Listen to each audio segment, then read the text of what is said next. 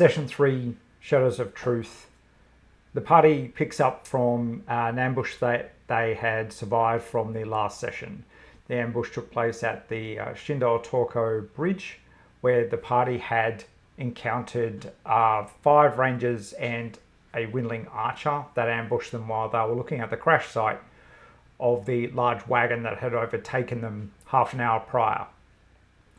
At this point, the Windling archer has made his escape off to the eastern road down this section of the map. The players had the bodies of 3 of the other rangers and 2 of them who were unconscious, a human and an orc. Deciding against killing the 2 unconscious foes, they tied them up and then brought them to and began to question them. This was around 4:30 in the afternoon, so the day was getting on at this point. Speaking to the 2 prisoners, the party discovered that they were locals who were also hired as mercenaries when they got that kind of work come along. Whilst they weren't aware of the identities of the people that hired them to do the job itself was to ambush the caravan, to attack the guards, and to leave a message that was pro the Jerris resistance and against the Iopan occupation. They were told to leave a message that said, "The kingdom's vanguard cometh for the city of dragons." That message itself was painted underneath the underside of the wagon in its position crashed, and it was done in blood, clearly from one of the victims of the crash site itself. As they were having this conversation with the prisoners, a Drakkar airship passed above them overhead, heading from the northern direction and then swinging out towards the east. During that conversation, the party had discovered that the members of the Harmonious Shadows who were on the wagon were not among the bodies littered on the ground. Elira, the scout in the party, had discovered also that there were tracks leading away from the crash site, past where the rangers had set up their ambush, and heading out towards the eastern trail as well. And it appeared that there were many tracks, but some of them were also carrying what appeared to be most likely a stretcher, or could have been pallbearers, as was discussed at the time. So after gleaning some information from these remaining mercenaries, the party decided to let them go. The mercenaries then took off down south and left. Overall, this conversation took place over about 20 minutes. And after that time, the party had then decided to stay, set up camp, rest and heal their wounds. So they rested for about an hour before they made some recovery tests to heal up. And around that time, they then decided to follow the trail east after where the Windling had escaped. So Sledge had set up the wagons in this section, which was commonly used as a rest point at this position just before the bridge. Sledge made the point that they were going to have to move the wreckage out of the way in order to get the wagons across the bridge. That includes moving the bodies of the horses. And that was probably going to be best done in the light of day, as this was now around 5 o'clock in the afternoon, and time was getting on.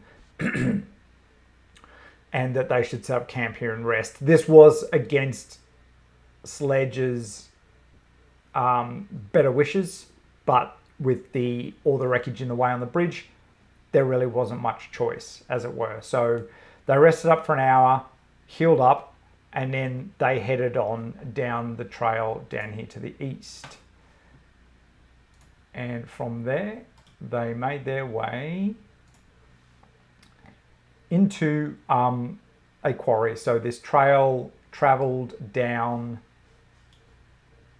this path traveled down from where they were near the bridge about 30 yards and then came out into a quarry.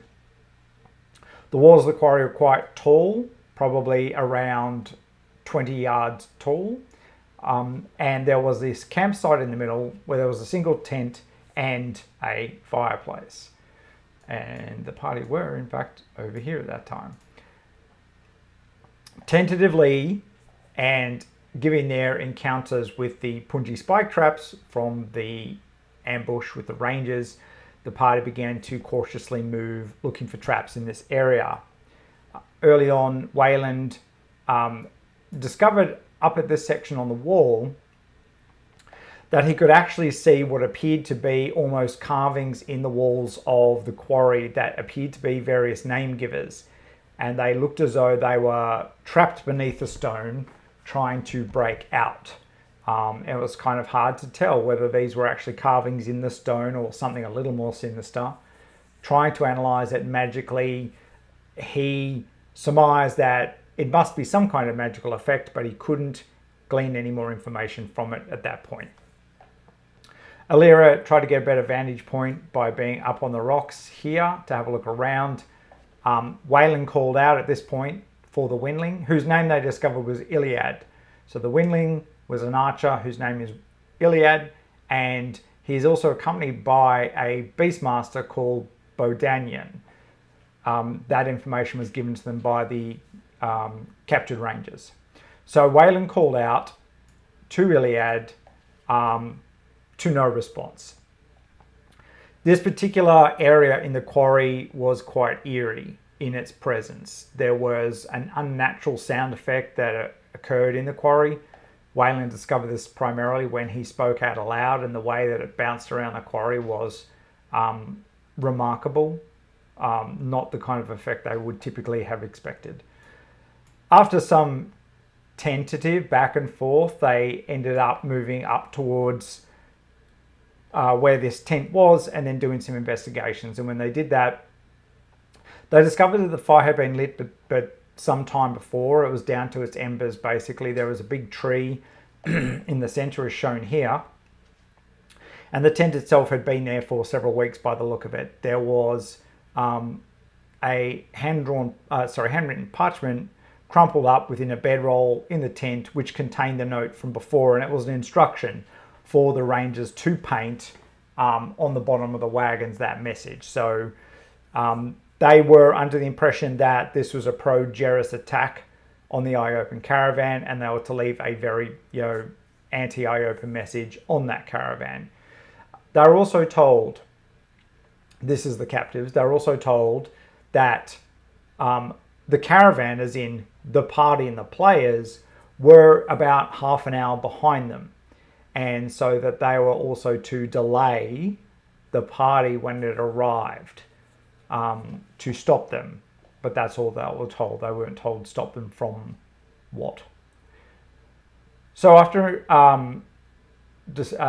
exploring the quarry, the party discovered this section here that there was a cave entrance that was disguised by an illusionary wall. So an illusion had been cast on this part of the quarry. They then made the dive to go through that wall, and they then made their way into this cave system here. So the party started over here, coming in through the illusionary wall.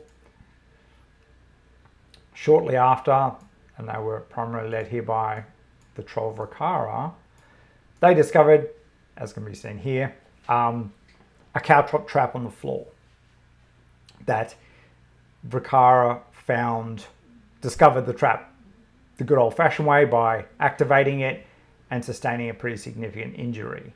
They then made their way cautiously into the cave system. They discovered a campsite internally here. So there was another fresh fire, bedrolls. There was a rucksack and some weapons and equipment that had been left in this section here. And it wasn't long after that before, as they made their way along the cave system here, they were attacked from the rear by a wolf. And then another wolf came down through this section as well. And not long after, into the battle, a human who was apparently the Beastmaster came charging out from behind these crates and barrels as well to attack. and a combat ensued in the cave, with the party being victorious, defeating the wolves and killing the human. With an almighty blow from Bracara at the end, and her flaming axe decapitated the human in a single blow after sustaining many injuries. Shortly after the combat, they made their way out of the cave system, and outside,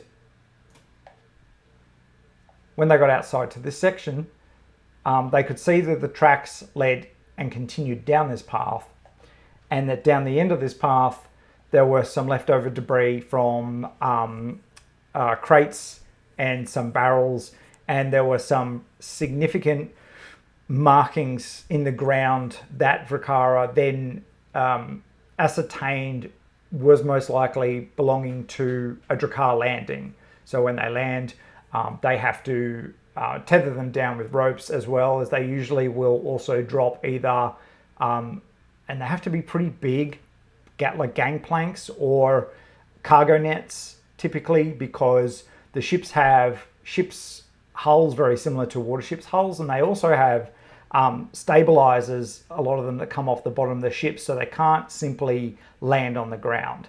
They do have to sort of be tethered, and it is difficult getting in and out of the ship on the ground. But the very small Drakkars, like this one was, apparently, they have the best ability to land close to the ground, unless of course you are the Theron Citadels that will land on anything they like. So at this point, the party then went back to the cave and began to explore it for any valuables that they can find, and they will head back to the campsite where Sledge and Prath and Xanthia are setting up camp for the night. At this point, it's about 6:30 at night, so it's early-ish, but late enough to be getting dark. And that's where we left the session, and we will pick up the next session soon.